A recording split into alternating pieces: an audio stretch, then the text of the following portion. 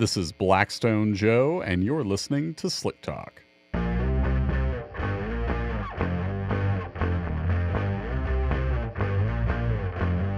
I say I'm an oil man, you will agree.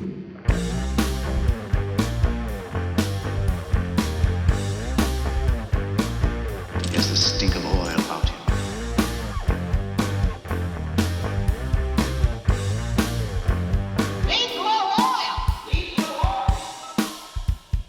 Hello and welcome into Slick Talk. I am your host, Blackstone Joe, and I'm glad you're here. On today's episode, we're going to go on a bit of a journey because I happened to look back to some of the first samples I ever took a gander at here at Blackstone as a young analyst on the team. And I found myself looking at the additives, and I was interested in how I approached additive levels, what I had to say about them.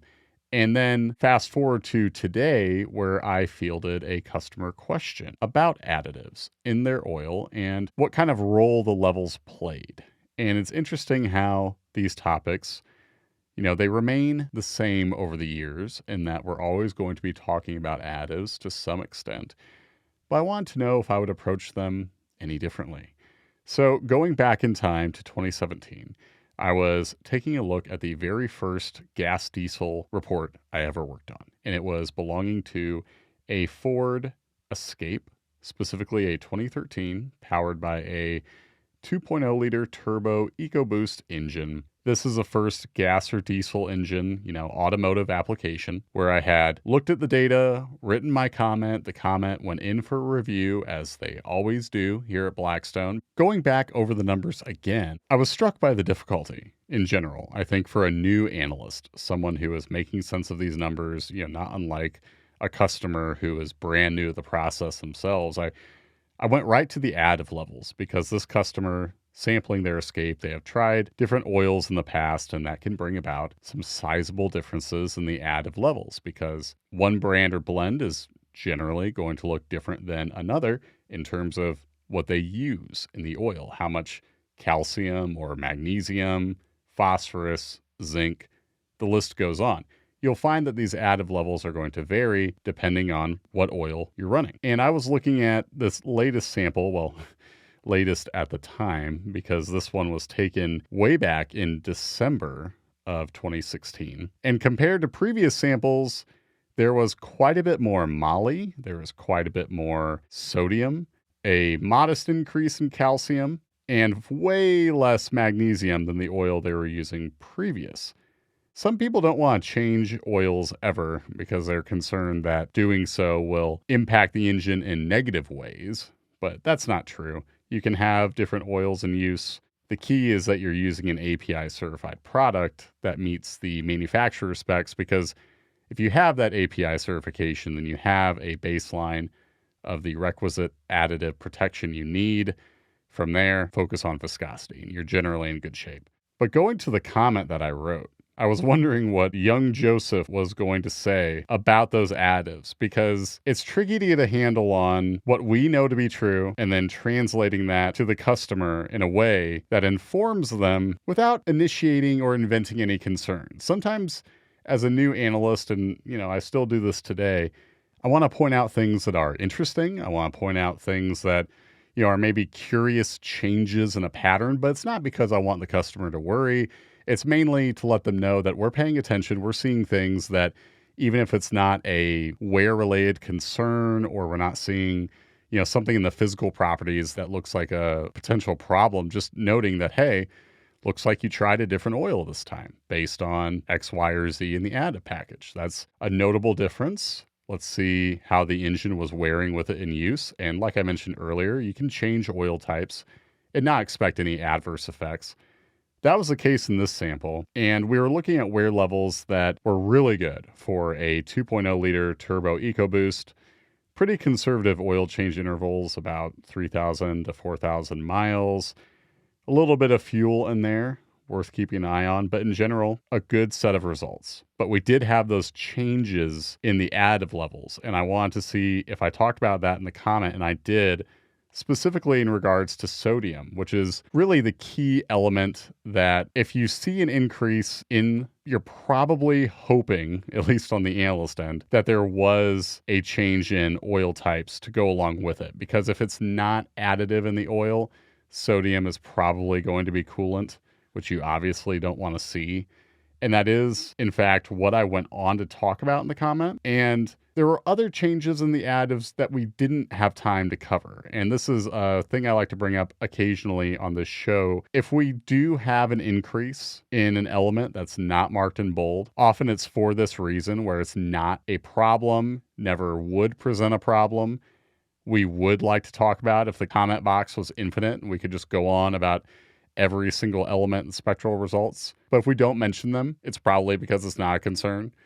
In this case, sodium is the one that could show contamination, whereas, the customer having an increase in moly, that wouldn't be indicative of contamination. But you'll see these elements shift depending on what's in use, and we'll go on to mention it if it looks like a potential concern. And if we don't mention it, it's probably due to, we just don't have the room in the comment to cover it. But there was a lot going on with that change in additive package. However, we could see the oil was doing a good job with how well the engine was wearing.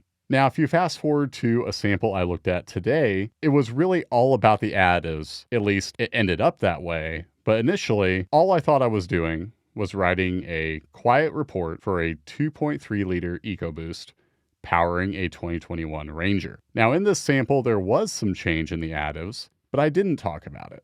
I also don't think I really noticed it too much, and there's reason for that, in that the customer didn't change oil types. They went from using Mobil 1 back in 2024 to still running Mobil 1 5W30 in 2026, and the additive package was the same in terms of the elements in use, just at different levels. We can see the oils doing well, we can see healthy wear levels, we can see nothing of note in the physical properties. There is some change in Mobil 1's additive package to that 2024 sample. Maybe I talk about that. In the end, I didn't. I mainly wanted to talk about just how good the engine looked, because anytime we're analyzing a sample and we have an excellent set of results from top to bottom, you want to just focus on how much good the engine is doing, how well the oil appears to be working for that engine. Those are things we want to go on and on about. And if we run out of inspiration, maybe we'll shorten it up and say, just keep doing what you're doing. But it was hard to come up with anything but good news. And I ended up not focusing on how these additives have changed since 2024. But it did come to the customer's attention.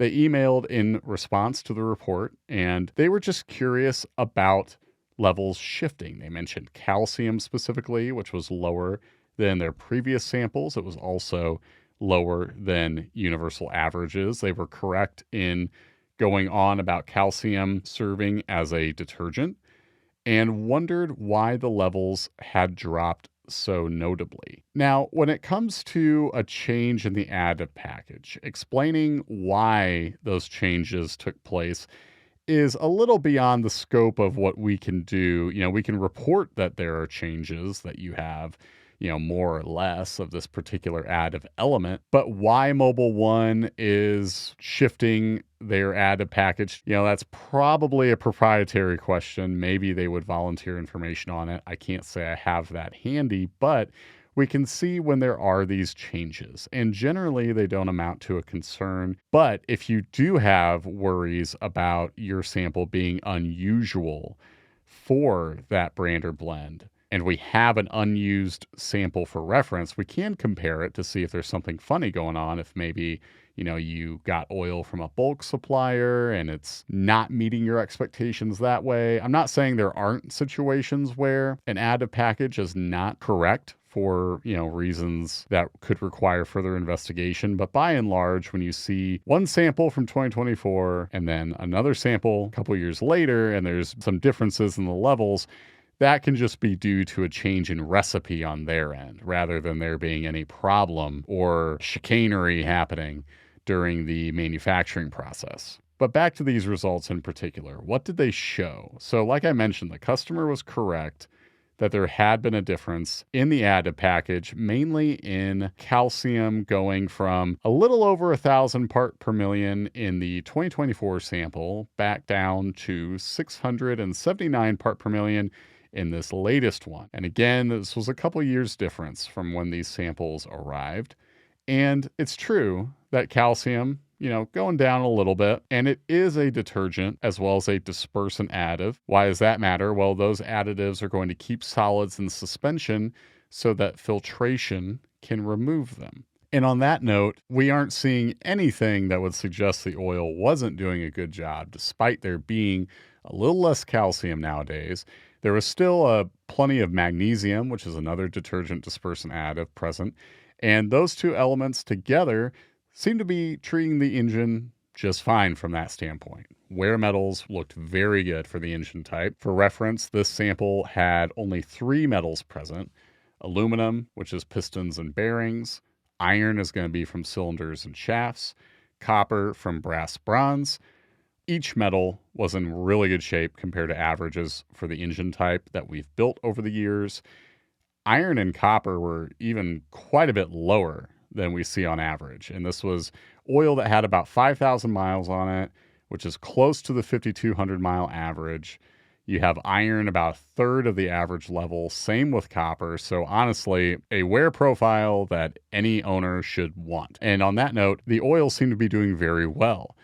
And when you talk about detergent and dispersant additives, keeping particles in suspension so they can be filtered, we can also see that there weren't a lot of solids present based on the amount of insolubles we found. So not only is the oil cleaning and lubricating, the filter is keeping those solids to a minimum in the used oil. So everything looked good.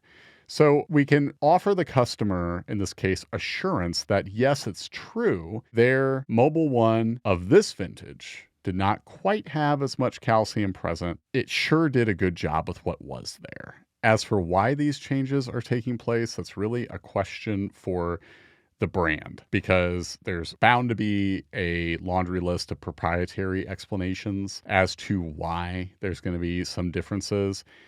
But when we see the rest of the report and we see how the engine is wearing both in this oil run you're sampling as well as the ones previous, if you have those in the file, you can be confident of how that oil is doing in terms of the wear levels, and you can also see how the oil held up, if the oil is well filtered. All those things are going to stand out in testing. And if you see things that are of interest to you going beyond what's in the comment box, you're always welcome to reach out like this customer did and just ask for further clarification. If there are any potential changes needed on your end, we're glad to go into that.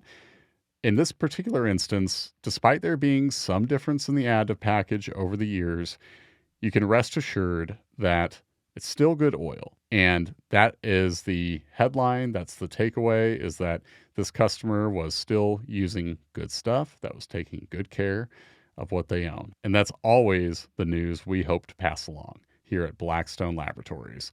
Whether it's 2017 or 2026, additive levels are always going to be of interest to the analyst. And if they're of interest to you, we'll be happy to go into them. That and so much more in your next oil report. This is Blackstone Joe, signing off.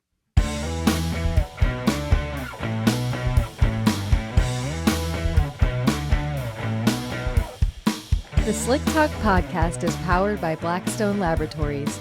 If you're ready to start your oil analysis journey, visit blackstone-labs.com to order your free test kit.